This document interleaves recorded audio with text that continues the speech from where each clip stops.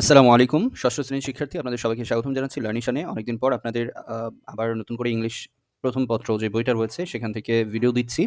আজকে আলোচনা করব লেসন 15 নিয়ে।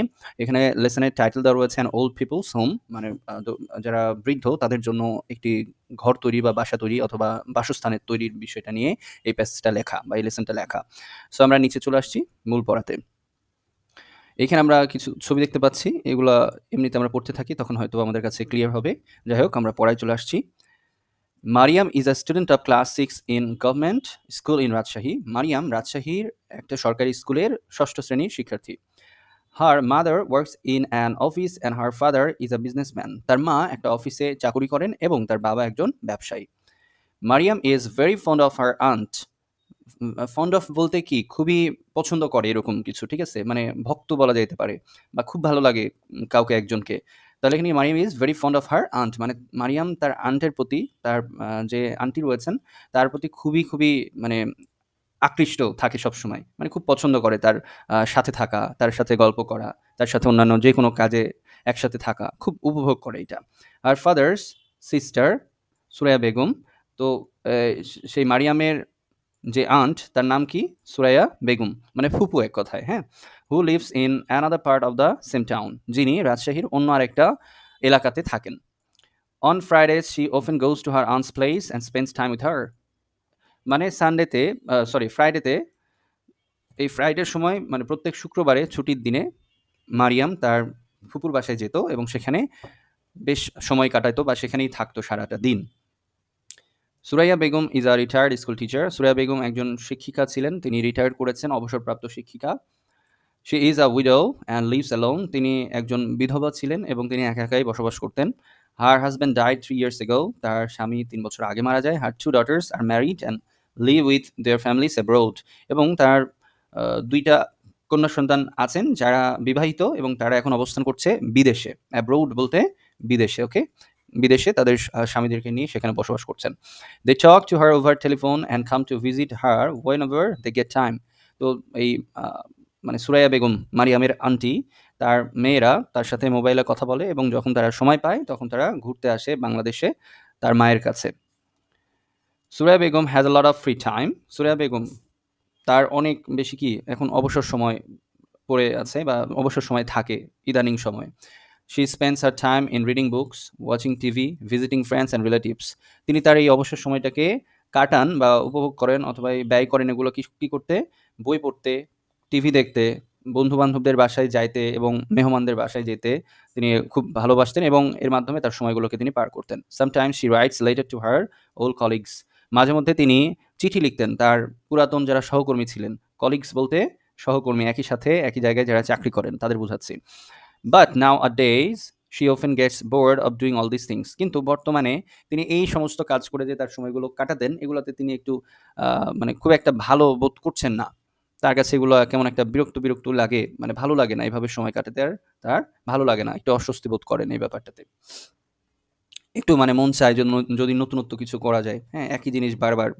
She wants to do something more meaningful, something that would do good to others. তিনি এমন কিছু করতে চান যেটা আরো বেশি যেটার মানে অর্থবোধক হয় বা অর্থবহ হয় এরকম কোনো কাজ তিনি করতে চান এবং যেটার মাধ্যমে অন্যদের উপকার করা হয় বা অন্যদেরও ভালো কিছু হয়, অন্যদের জন্য ভালো কিছু হবে এরকম ধরনের কাজ তিনি করতে চান। She is planning to establish an old people's home in her locality. তিনি তার এলাকাতে, তিনি যে এলাকাতে বসবাস করছেন সেখানে বৃদ্ধ মানুষদের জন্য থাকার বাসস্থান তৈরি করতে একটা পরিকল্পনা করছেন।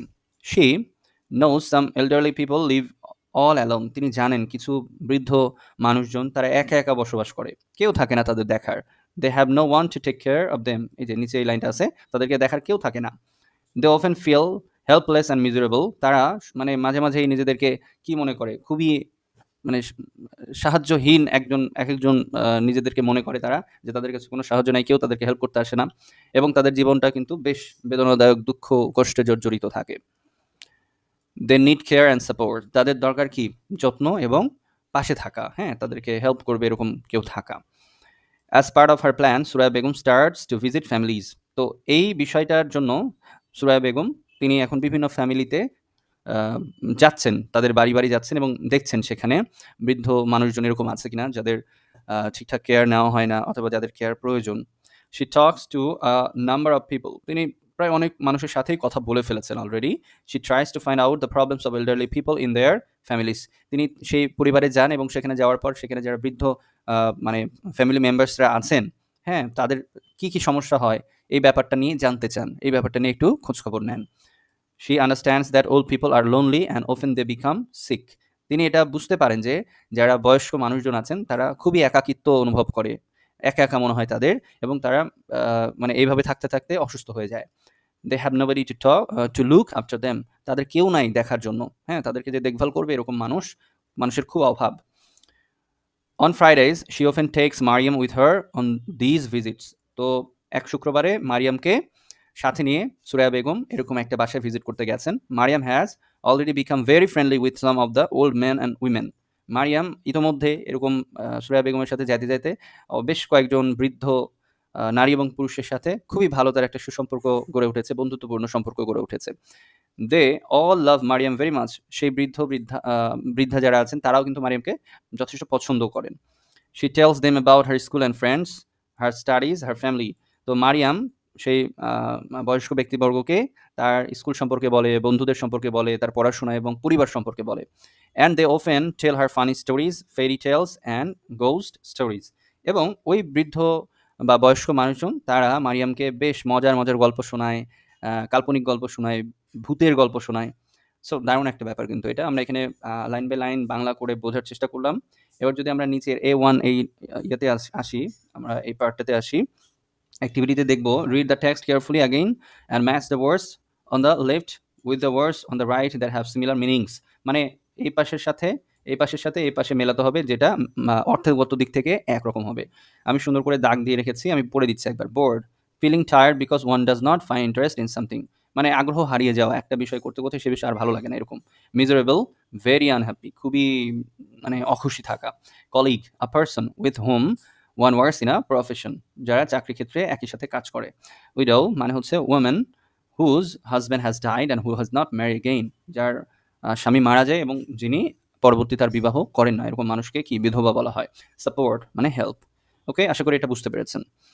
এবার আমি যদি একটু এই 2 নাম্বার অ্যাক্টিভিটিসে আসি, এখানে ট্রু অ্যান্ড ফলস এর কথা বলা হয়েছে এবং যদি ফলস হয় তাহলে যেটা কারেক্ট আনসার সেটা বলতে হবে. সো এই নাম্বারে Suraiya Begum spends most her time taking care of her family. Suraiya Begum কি তার বেশিরভাগ সময় তার পরিবারের যত্ন নিয়ে পার করে দেন? এটা কিন্তু ফলস. তিনি কি করেন? এটার উত্তর কিন্তু উপরের দিকে আছে.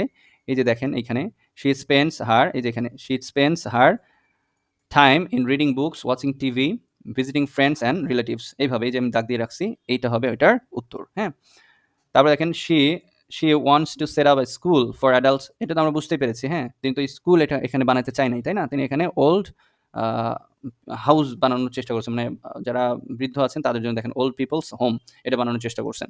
তো আমাদের এখানে উত্তরটা উপরে ওইখান থেকে আমরা পেয়ে যাব. C number, there is already an old people home in the town. ওই টাউনে কি অলরেডি মানে বৃদ্ধ লোকদের জন্য একটা হোম রয়েছে এরকম? আমরা কিন্তু উপরের প্যাসেজে এটা দেখি নাই. সো এটা কি হবে? False. There is no old people's home in the town, এটা উত্তর করলেও চলবে. So no, there is no old people's home in the town. তারপর দেখেন Mariam enjoy spending time with her aunt. মারিয়াম তার আন্টির সাথে সময় কাটাতে খুব পছন্দ করে. হ্যাঁ, এটা ট্রু বলতে পারবো আমরা, তাই না? এই জন্য এটাকে আমি ট্রু বলেছি. The old people Mariam visit do not like children's presence.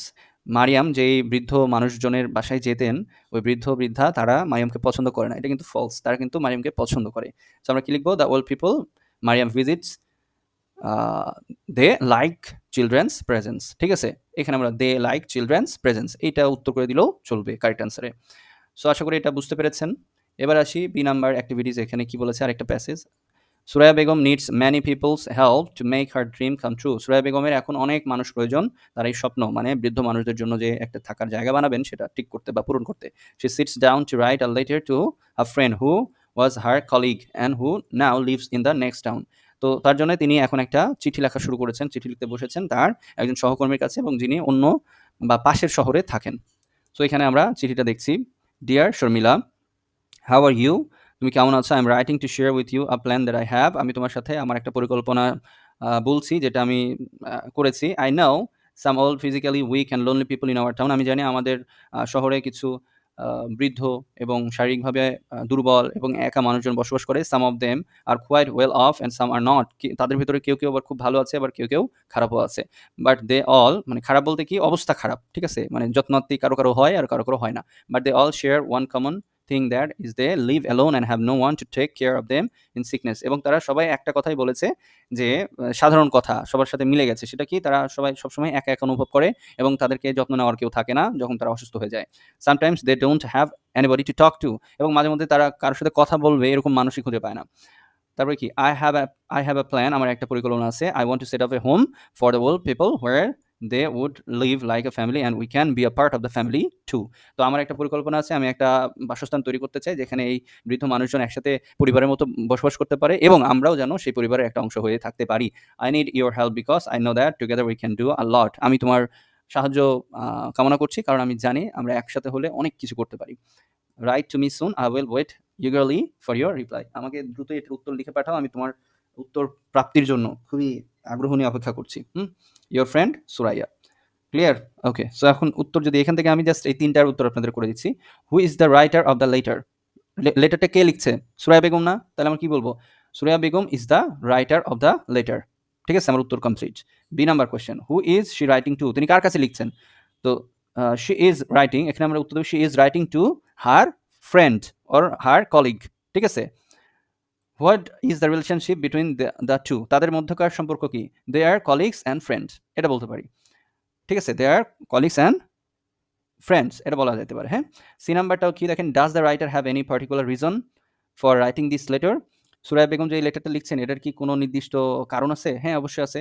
Suraiya Begum, the writer, yes, আমরা কি দিব উত্তর? Yes, the writer have a particular reason for writing this letter, which is she wants to set up a old people's home. ঠিক আছে, she wants to set up a old people's home. So এইভাবে আমরা উত্তর করলে ৩টা উত্তর হয়ে যাবে। আশা করি আপনারা বুঝতে পেরেছেন। নিচের এগুলার দরকার নেই তেমন। আর এই ডি নাম্বারটা আপনারা যদি পারেন করে ফেলবেন, নো প্রবলেম অ্যাকচুয়ালি। ওকে, সো আজকে আমরা ১৫ নাম্বার লেসনটা কমপ্লিট করে ফেললাম। কোনো প্রশ্ন থাকলে অবশ্যই করতে ভুলবেন না। সবার সুস্থতা কামনা করছি। আবারও দেখা হবে পরবর্তী লেসন নিয়ে। আল্লাহ হাফিজ।